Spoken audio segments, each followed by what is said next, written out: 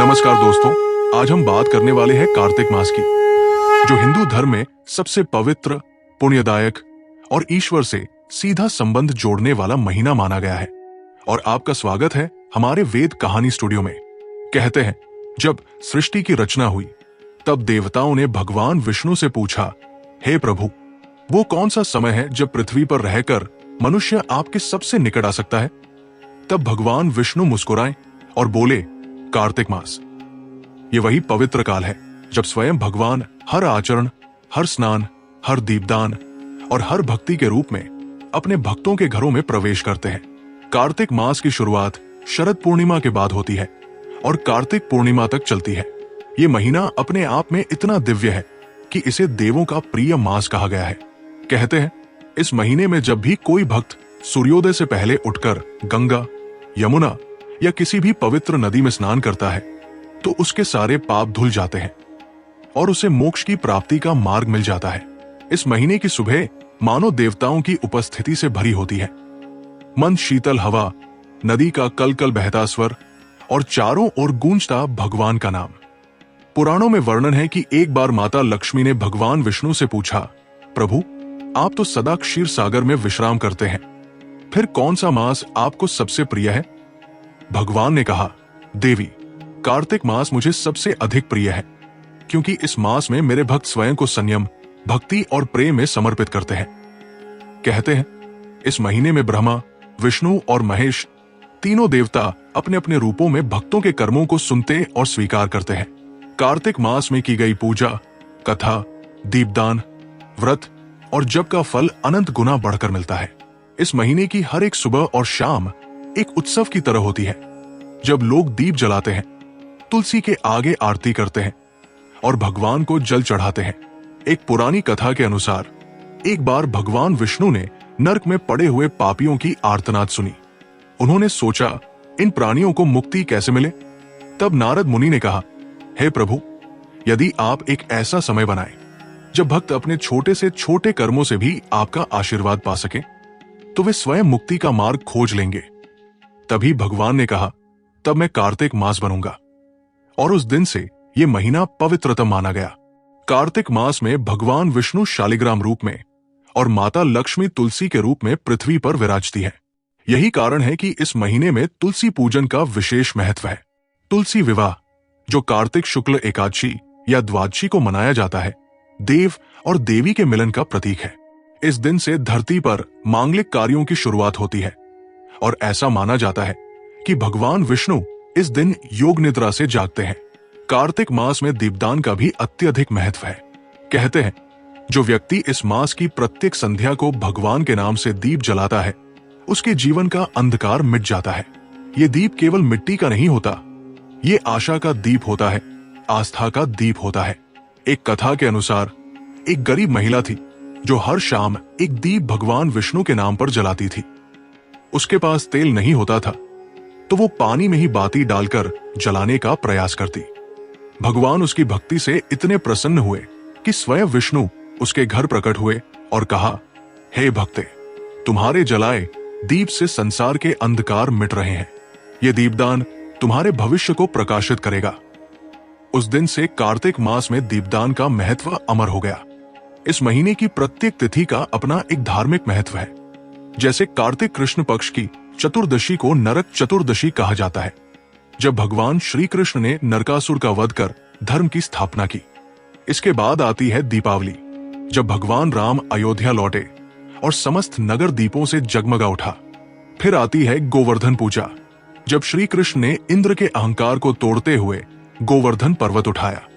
और अंत में भैया दूज, जो भाई बहन के पवित्र स्नेह का प्रतीक है। लेकिन यही श्रृंखला जब कार्तिक शुक्ल पक्ष में प्रवेश करती है तो आ जाता है देवोत्थान एकादशी, वो दिन जब स्वयं भगवान विष्णु क्षीर सागर से जागते हैं। ये जागरण केवल देवों का नहीं, भक्तों के हृदयों का भी होता है। और अंत में आती है कार्तिक पूर्णिमा, जिसे त्रिपुरारी पूर्णिमा भी कहते हैं, जब भगवान शिव ने त्रिपुरासुर का वध किया और समस्त लोगों को अत्याचार से मुक्त किया। इसलिए ये महीना न केवल भगवान विष्णु का बल्कि भगवान शिव का भी उतना ही प्रिय है। पुराणों में कहा गया है कि कार्तिक मास में कोई भी शुभ कार्य, चाहे वो स्नान हो, व्रत हो या ध्यान, सभी का फल अनंत गुना बढ़ जाता है। स्वयं भगवान कृष्ण ने भी कहा है, सभी मासों में मैं कार्तिक मास हूं, यानी ये महीना भगवान का प्रत्यक्ष स्वरूप है।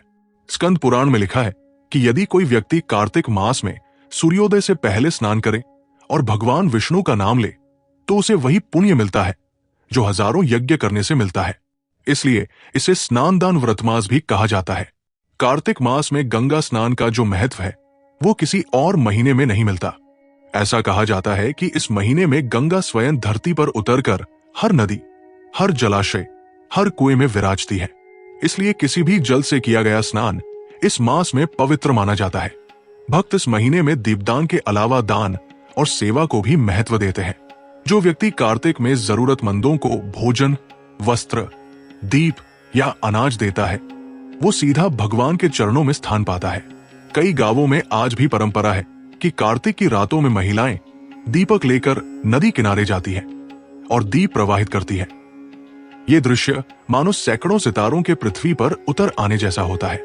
हर एक दीप एक कामना का प्रतीक होता है। कोई अपने परिवार के सुख के लिए दीप जलाता है, कोई मुक्ति की कामना के लिए और कोई बस ईश्वर के प्रति प्रेम व्यक्त करने के लिए। ये वही समय होता है जब भक्ति और प्रकृति एक हो जाते हैं।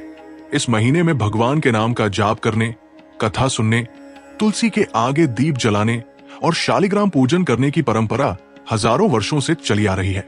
कहते हैं जो व्यक्ति कार्तिक मास में पूरे महीने ब्रह्मचर्य का पालन करते हुए व्रत रखता है वो जन्म जन्मांतर के बंधनों से मुक्त हो जाता है। एक बार एक शिकारी जो जीवन भर हिंसा करता रहा, संयोगवश कार्तिक मास में एक दिन नदी किनारे रुका। वहां उसने देखा कि कुछ भक्त भगवान का नाम ले रहे थे, दीप जला रहे थे। उसने भी बिना जाने एक दीप जला दिया और भगवान का नाम लिया। उसी क्षण उसके भीतर एक शांति का भाव उत्पन्न हुआ।